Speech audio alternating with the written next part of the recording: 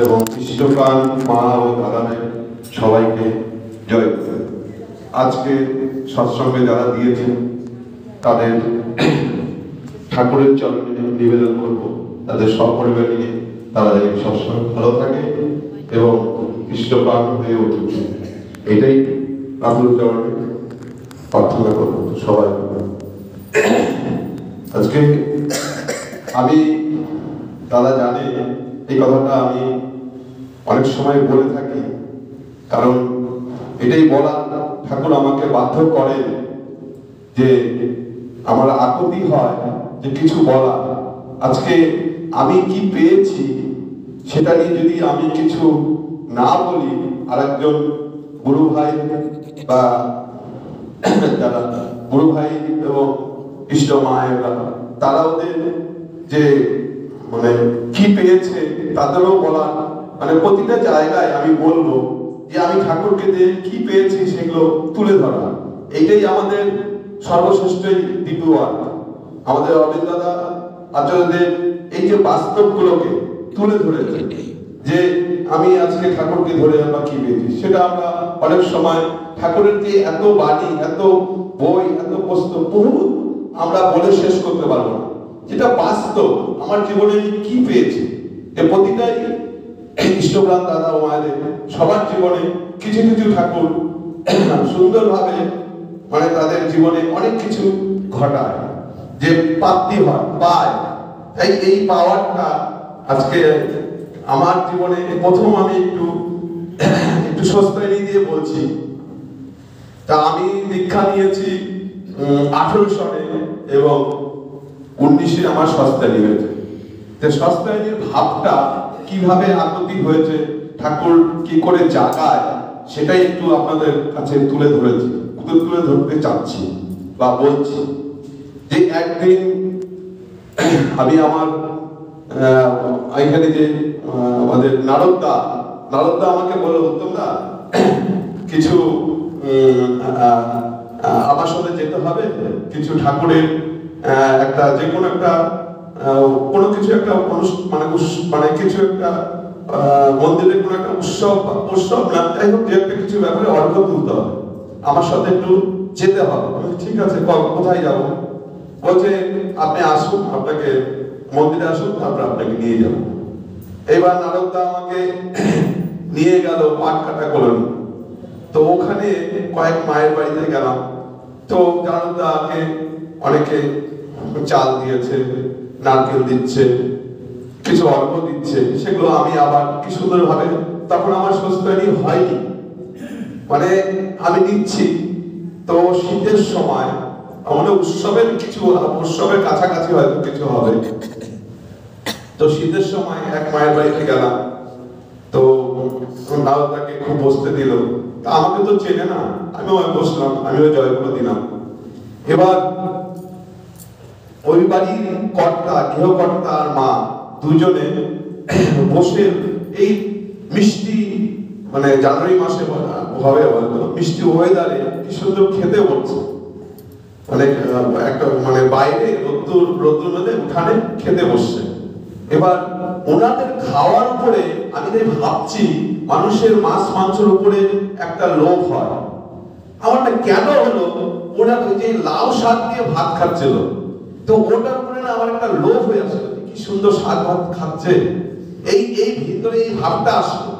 তারপরে যাই হোক, ঠাকুর হয়তো অন্তর্জানি, তিনি বুঝতে পেরেছে যে দাঁড়া বেটা, তোকে আমি এই জায়গাটা নিয়ে আসতেছি।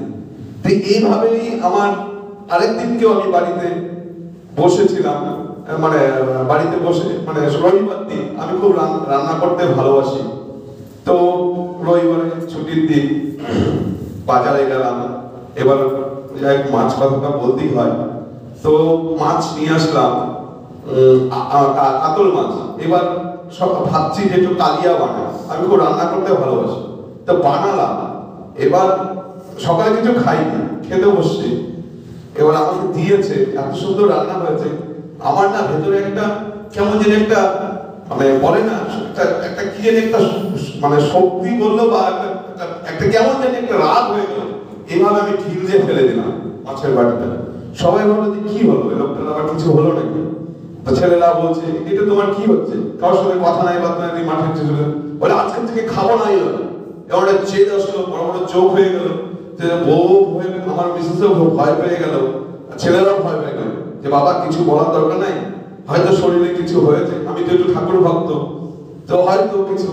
তো যাই হোক, এবার ওরা আমি ডাল ভাত খেলাম। এবার এক সপ্তাহ ধরে আমি পুরো নিরামিষ খাওয়া শুরু করছি। এবার আমি বললাম যে আমি তোমাদের তো আমি কোনো ডিস্টার্ব করছি না, তোমরা খাও। এবার আমার মিসেস দেখি আস্তে আস্তে বলে আমিও খাবো না। বাহ, সব তার নীলা মনে মনে ভাবছি। এবার আমাদের কেশবদা মানে জামাই আর কি, আমাদের দেবাশিস মিশ্র, তিনি আমাকে আসলেই খোঁজ করবে। এবার বললো উত্তরদা তুমি আপনি কোথায়? বলে তো আমি তো বাড়িতে, চলে আসুন আপনাকে নিয়ে বেরোবো।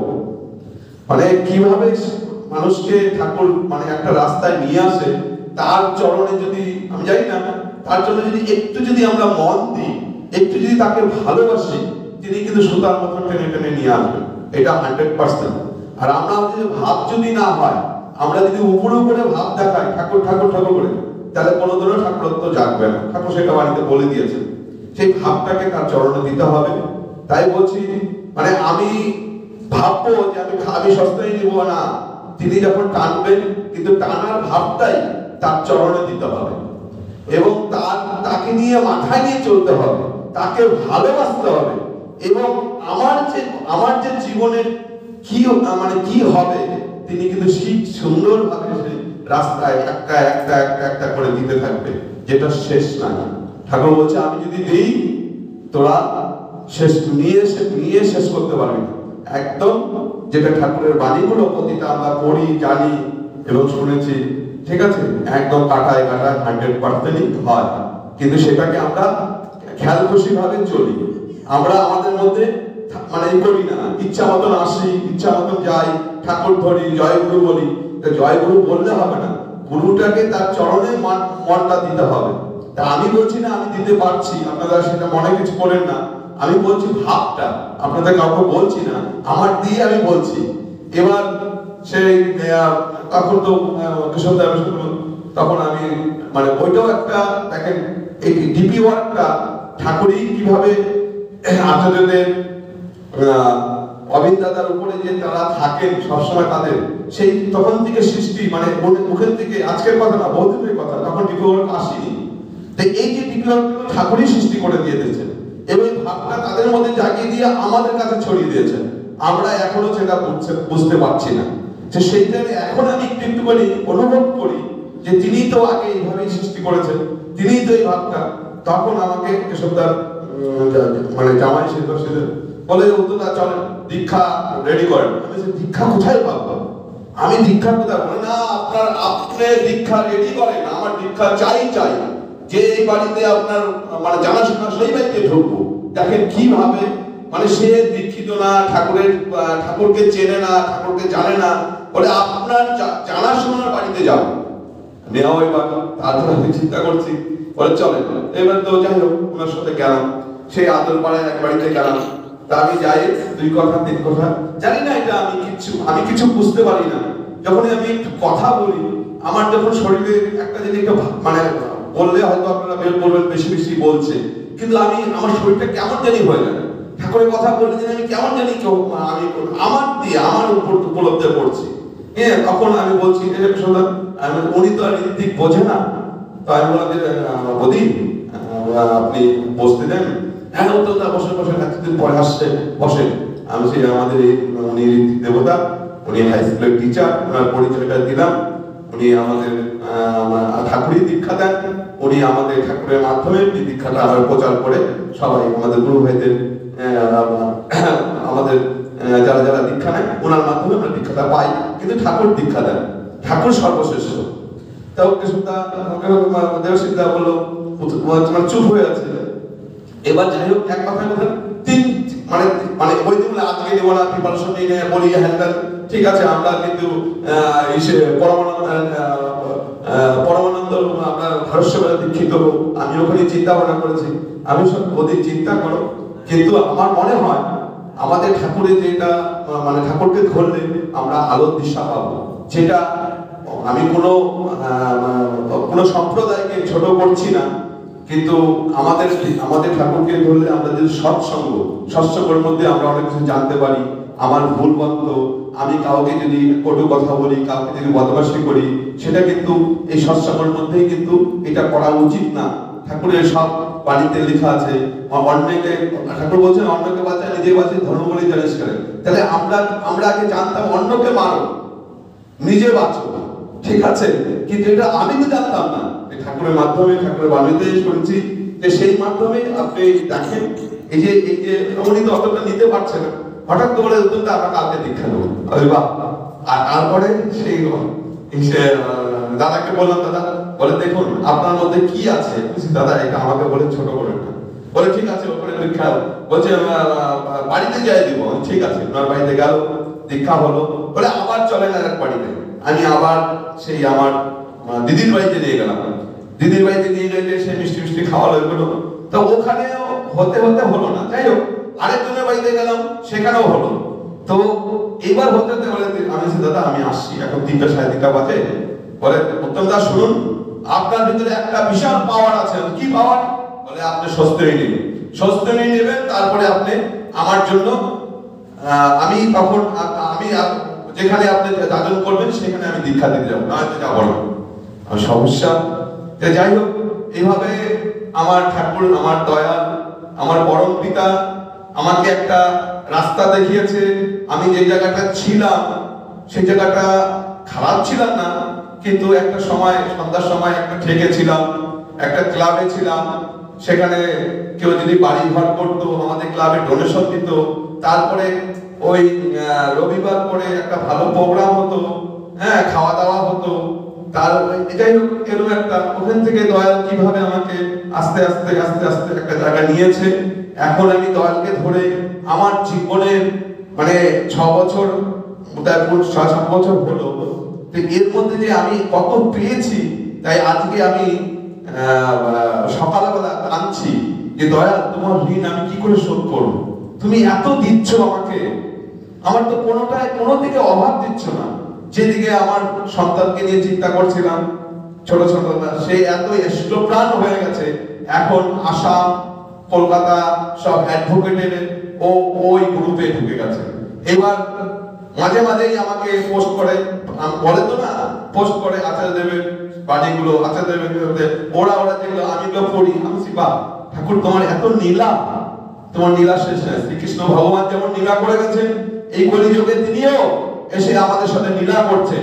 এই নীলাগুলো আমরা কিন্তু বুঝতে পারি না। এই বোঝার চেষ্টা যদি আমরা একটু করি তাহলে কিন্তু আমাদের জীবনে কোনো কষ্ট হবে না, ঠিক আছে। আর এইভাবে তারপরে আমার বড় ছেলেরও ব্যাপারটা নিয়ে আমি অনেক চিন্তা করেছিলাম, অনেক ব্যাপারে, বিয়ের ব্যাপারে।